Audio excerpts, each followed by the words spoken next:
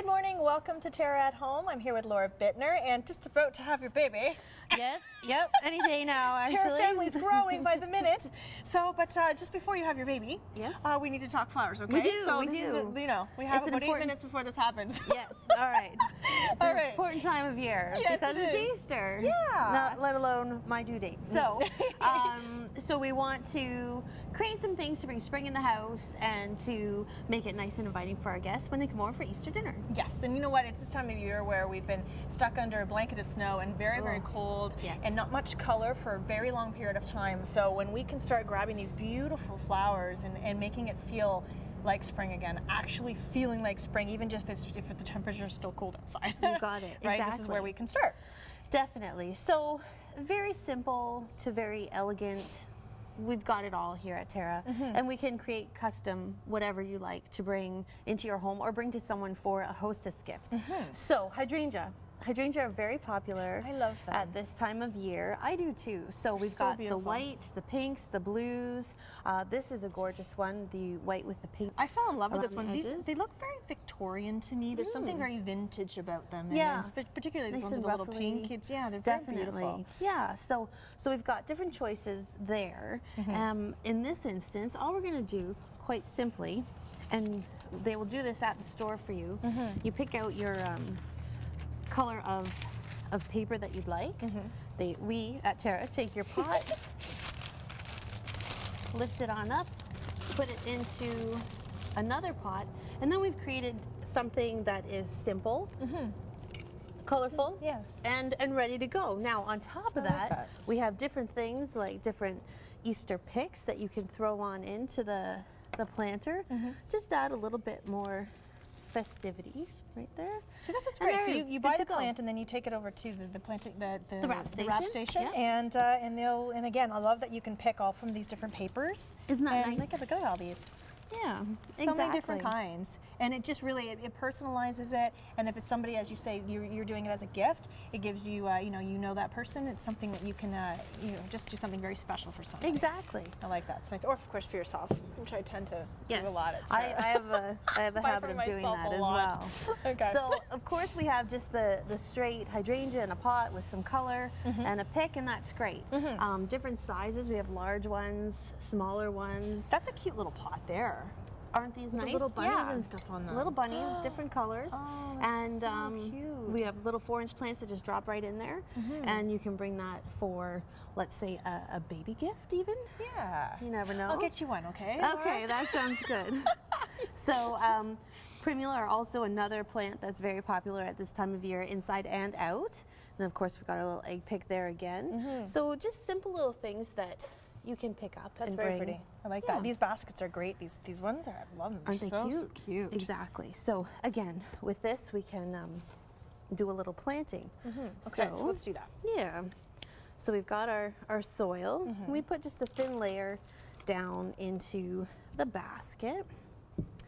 Then we're going to take our lovely 4-inch hydrangea here. So hydrangeas, they don't like cold drafts. So even at this time of year, you need to make sure that you are keeping it a little protected from the elements. Let's say if it's near your front door or any door that's going to be opening and closing. Yeah, they're a little bit sensitive that way. They don't like extreme heat either, do they? Yeah, no. So you have to take care of them. And then the more heat they're in, the more water that they like. So so we're gonna put that guy in there. Maybe you can pass me the calancho. Okay. Which is this little pink one here. Here. So again, just different things that will bring spring into the house. Now, this basket is relatively small. So to fit everything that we want to fit in, we're going to have to give the roots a little squeeze, which is absolutely fine to do. And then we'll put them in here. Now, an important thing to look for when creating indoor arrangements is to make sure that something like this, where the water could potentially seep through, has a plastic liner in it. So that's just going to catch the water when you water your arrangement, and not get it all over your table or wreck some kind of. That's actually one of my biggest pet peeves is having when I have certain plants around my house, and if I don't have it proper in a pot and it's leaking all over, especially people put it on top of really nice wooden shelves or whatever. Exactly. You need to really take care of that. That's not happening. Oh yeah, exactly. So you need to be mindful of that. So again, here's our primula, and we're going to the little plastic liner can be a bit more snug, so we're just gonna fit it right in there.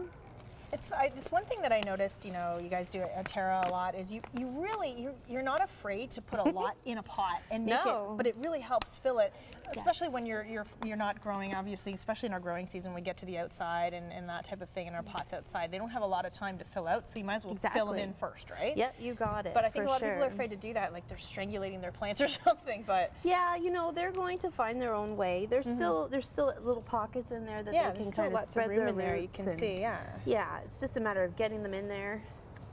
But it's really great, rather than just having one variety of plant, it does give it a little bit more, you know, interest. Yeah, exactly.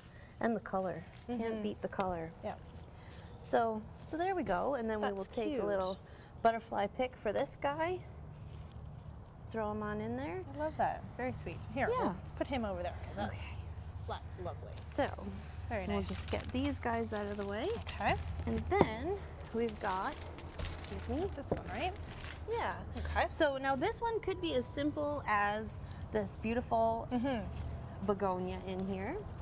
So we will just, again, take him out. We've got some soil in the pot.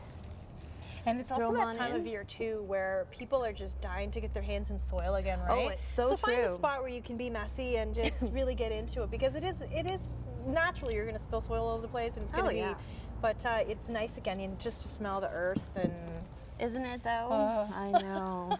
And once the bulbs start coming up, we can smell all those guys.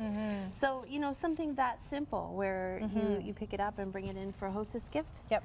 And there we go, and we're done. And lots of variety again with pots as well. As you were saying, lots of size choices as well with plants, just the tiny little 3-inch pots to really large ones. So you can really experiment and you can have lots of fun. And I think it's so fun. I always just walk around here and I grab a plant and I grab a cool planter and a plant and I throw it in. I'm like, okay, maybe not that. And then I just, you know, you're kind of just playing around with it all the time. Yeah, exactly. Fun, right? And different pots, different colors, different flowers, different colors. Yes. You can really create and then of course something all of these in guys. Our picks. Yes, our little lovely Easter picks, bunnies and so cute. And birds. And again, we can plant them up custom here at TERRA for you, or you can bring it home and do it yourself.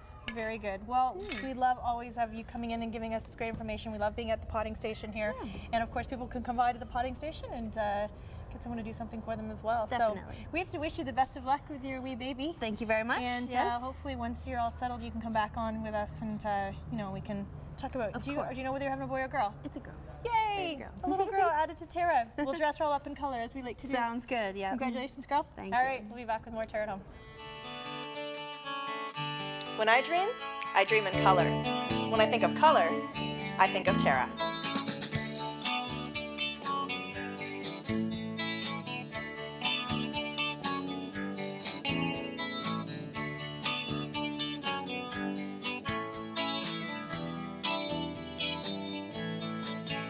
Make your dreams come true at TERRA, where color lives.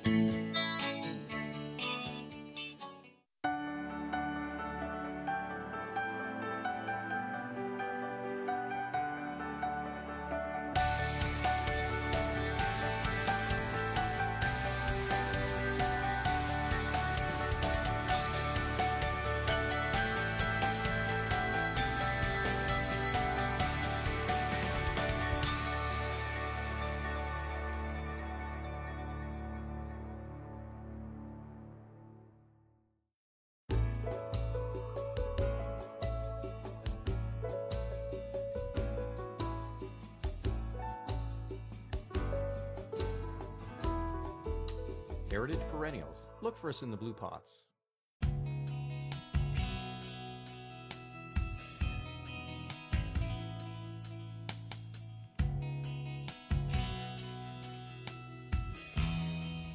Good morning. Welcome back to TERRA at Home. I'm here with a very special guest, Carson Arthur, and it's so nice to have you on the show. Thank you. We were talking about your latest and greatest project that you've been doing, critical listing. Having a lot of fun with it, absolutely, Yeah. and gotten some great response already, which is amazing for me. I bet. Now, since this course goes back to your roots as well, of course, you're all about the outdoors and landscaping, and well, we'll get to water conservation in a minute, but this show, tell me a little bit about the concept of the show. Well, actually, I've been an outdoor television personality for 15 years. So I've sort of been with landscaping all the way through and the sort of the evolution. And what's happening now is homeowners are so paying attention to the outdoor investments and how they impact home value because our homes are our biggest asset. So they want to know that when they do things outside, it's improving that asset value. So everything I talk about with critical listing is how to make your home worth more money using outdoor makeovers. I love that, and that's a great idea. And that works perfectly with us here at TERRA, right? Because that's what we're all about, is making your house beautiful, starting from the outside in.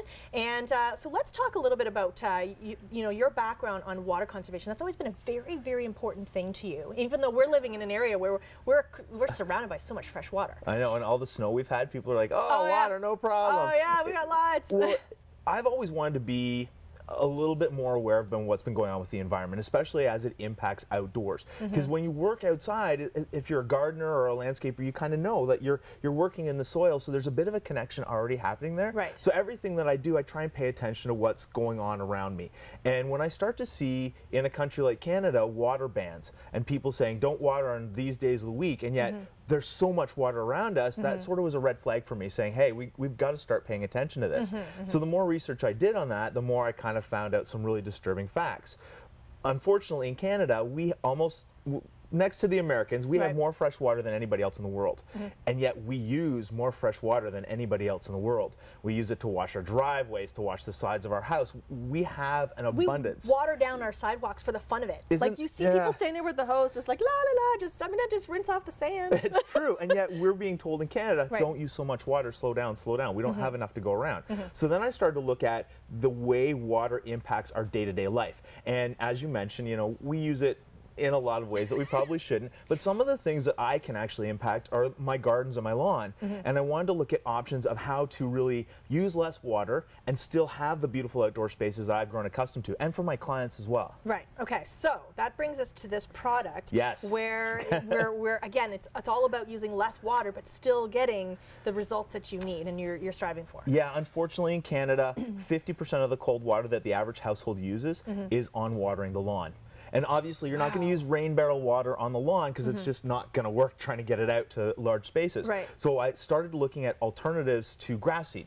And I came across this product. Now it's RTF Water Saver Grass Seed, so it says it right in the name. Right. What's exciting about, or excited about this product for me specifically, was that this is the first grass seed of its kind that actually can root up to 6 feet down.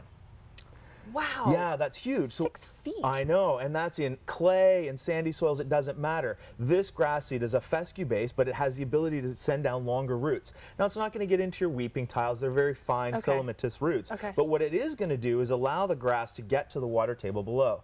So the grass can look after itself. So you're going to use about 30% less water and still have a great looking lawn. You can go away for a week's vacation at the cottage and come back, and your grass is going to look good. So that's the thing. So it's not only using less water, but it's also helping people. And of course, as we know in North America, where everybody's so busy, that a lot of times people just don't have that time to spend on their lawn. So it's also helping you that way. It's true. I mean, nobody wants to have the house in the street with the brown front lawn in the middle of July. No, you don't want to be that guy or girl. and after the grub season that we had last year across Canada, and chafer beetles, I mean, we have insects feeding on our lawns right now. We're looking for alternatives. And because this is a fescue-based grass seed, fescues have more endophytes. And what endophytes are basically a natural deterrent for bugs. They don't like the flavor of it. So grubs don't like this grass seed, and it also looks after itself with water. A lot of benefits. And it grows in sun and shade. So why wouldn't you use it? Well, and that's where I sort of started kind of doing the, wow, this is something a little bit special. But again, when it comes to outdoor spaces, we all want it to be lifestyle appropriate, right? We all want to know that when we go for brunch with our friends and we come back, we don't have to do 8 hours of yard work in our outdoor spaces. So having products in the marketplace that make our lives easier, they just do better for us. Okay, totally makes sense, right? So how do you use it then? It's really complicated. And I always talk about this, the 3-step program. So in the spring, you're going to open the bag, you're going to throw it into a wheelbarrow with a bag of topsoil, you're going to mix it up, you're going to give your a lawn, a good rake, kind of remove the thatch. You want, because you really want the seed to soil contact. That's what's going to make your grass grow. Yes. Give it a good rake, spread this grass seed wherever you need it, and you're done. You really water it and you walk away. Okay, so you can cover your entire lawn with it if you want, or do you go specific? There is patch programs available, but I always say, really, I mean, 1-2 kilogram bag of grass seed is going to do a big square footage for you, but the more you spread it in your lawn, the more the fescue is going to take over. So when we talk about Kentucky bluegrass, and you're getting a lot more information now about how it likes to go dormant in late summer, this product doesn't, so it's going to stay green. So if you mix it in with the Kentucky bluegrass, not only will it eventually take over and replace that completely, but it's going to fill in all those brown spots for you. Again, your grass is going to look good all season long with less water. Very cool. Okay, so after you do that stage of spreading it out on your lawn or into those spots, how often are you really going to water this? So what is... You want to get the grass seed established. Yeah, so at first you need to maybe... Well, I like to pay attention to the calendar. If I'm going to do my lawn, I want to do it when I know there's a little bit of rain naturally going to occur. Because then again, I'm taking advantage of the water. It's not going into my rain barrel, it's going straight to where I need it. So I spread it out, kind of trying to know that I'm going to get rain for the next 3 or 4 days. But really, after a couple of weeks, your grass seed should be established. You should start seeing little pieces coming up. 3 weeks, you're going to see a lot more grass. 4 weeks, you're set. Amazing. Yeah, so I usually try and give it just a quick water, and I use the hose versus a sprinkler because you're going to get more water where you need it. So you can actually filter it with your thumb over the end of the hose, just plain and simple, or even a handheld nozzle. Put it where you need it, because if you're using some of the oscillating sprinklers, you're going to lose a lot to evaporation in the fine mist sprinklers. Yes, I've heard that a lot, and that actually really, I mean, again, with your background on water waste, I've heard that really does... It can be a real problem for people. People don't realize how much water they're actually wasting. People are now starting to look at those fine mist sprinklers. And everybody knows the one where you get the nice little rainbow in the sunlight. As soon as you see that rainbow, you know that the water's evaporating. Yeah, so it's that fine mist sprinkler that we're trying to get away from. So big water droplets, good grass seed, and your garden's going to be that much better. Okay, so that's a good point. All right, so this is obviously a product that is available for all of our TERRA clients, and this is something, again, that is very, very useful. It helps you, it's more efficient, and it's going to be, again, good for water conservation, which is going to make you very happy, right, Carson? It's true. Well, I want happy homeowners, and this is going to make that, so it's all good. Well, thank you for coming on our show, and we wish you the best of luck with your show. Thank you. Because it sounds like a really great concept, and it's good for all of us, and again, it all ties in so nicely with all of what we represent here at TERRA, so I know you make lawns in front so beautiful, and again, as you say, it's all about that first impression of a home. Yeah, people want to be proud of the homes that they live in, whether it's the front yard or the backyard, and TERRA shows products that help homeowners do just that. And after having a season of winter that we just had, it can't happen soon enough. Yeah, thank you so much for coming on the show. I really appreciate it. We'll see you again soon. We'll have more TERRA at home after this. When I dream in color. When I think of color, I think of TERRA.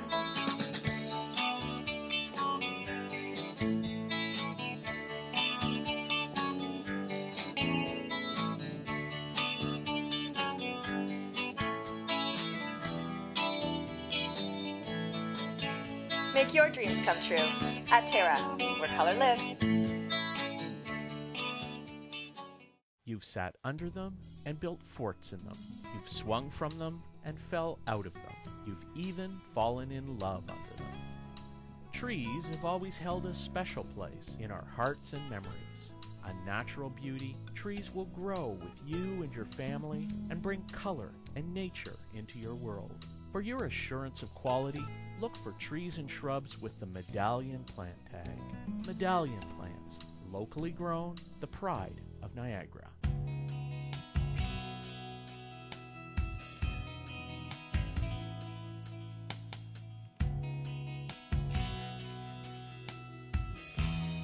Good morning. Welcome back to TERRA at Home, and we have a special chef guesting us in with us here today. And Dan Megna, you are from Twisted Lemon. Absolutely. In Cayuga.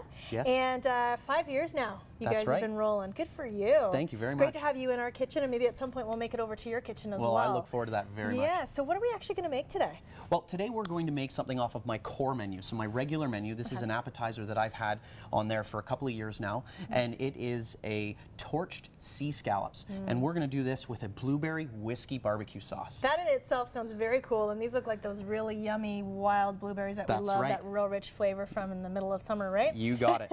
You got it. So where should we start? Well, we've got a number of different ingredients that we're going to play with, and you hit the nail on the head right there, too. These are wild blueberries. Now, these are wild blueberries from Haldimand County from last year. Now, one of the great things about the community that we live in is that we have amazing product literally right in our backyard. Yes. So I took some of these, and we've had some of these frozen, and we use these throughout the course of the year.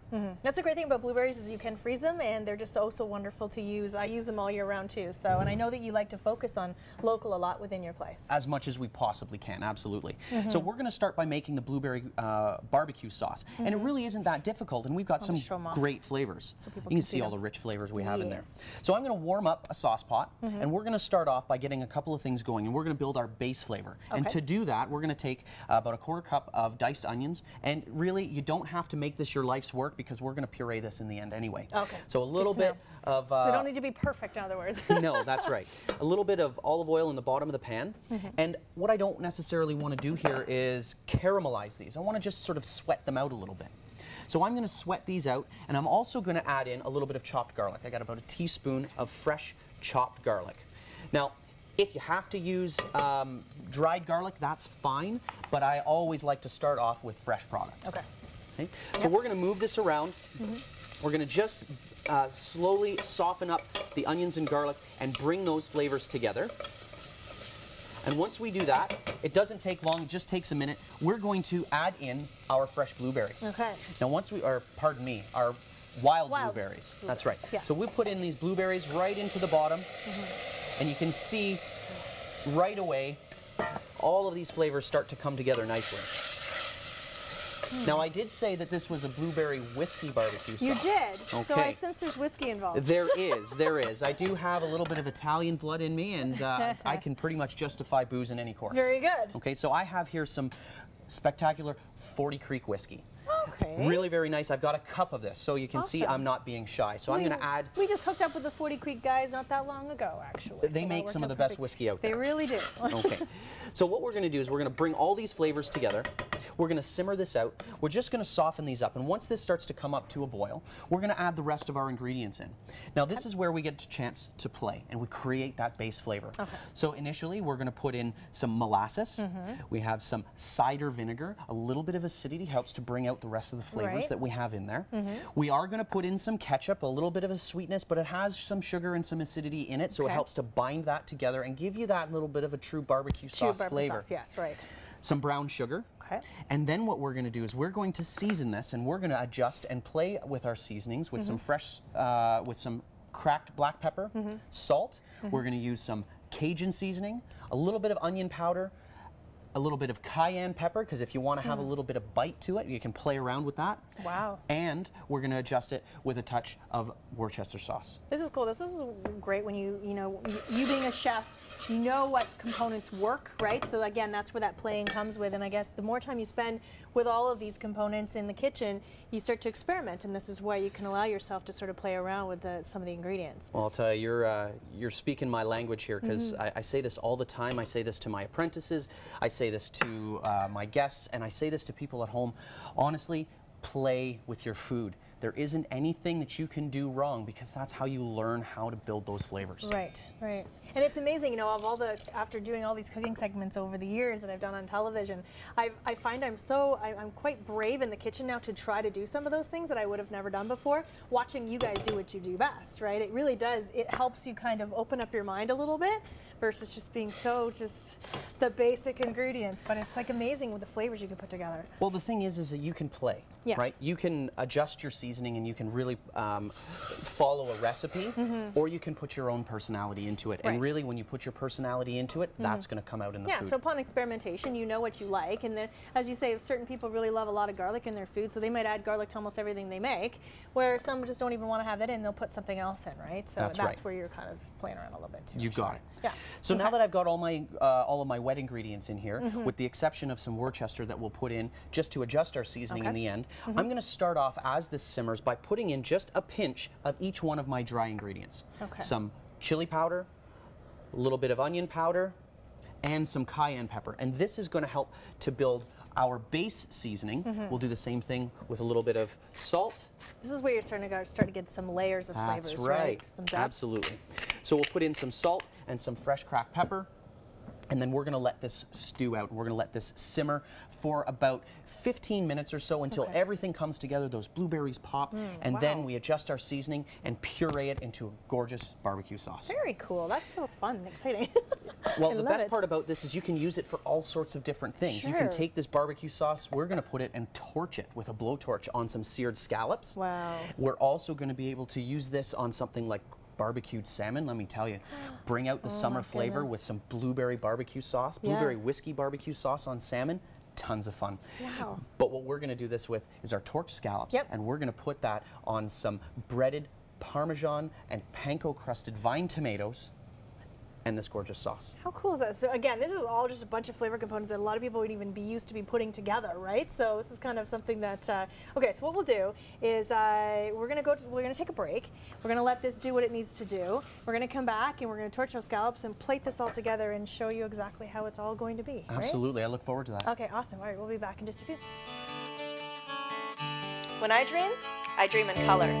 When I think of color, I think of TERRA.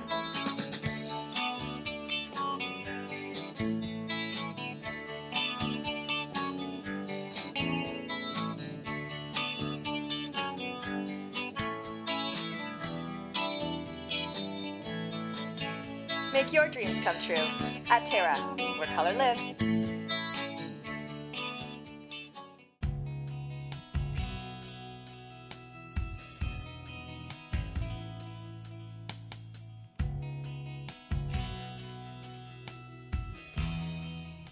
Welcome back to TERRA at Home. We're back with Chef Dan here from Twisted Lemon in Cayuga, and we're finishing off our lovely scallops here. So we actually have the sauce done. Sauce is finished. So this is our blueberry whiskey barbecue sauce. Now all of these flavors have come together. We've seasoned it with our dry seasoning and then adjusted it lightly with our Worcester sauce. Okay. Now to finish this dish, I'm going to make sure that I've got a pan crazy hot. I want this really hot so that when I put a little bit of oil in the bottom of this pan, it's going to start to smoke. I have some beautiful sea scallops here that I'm going to season with salt and pepper.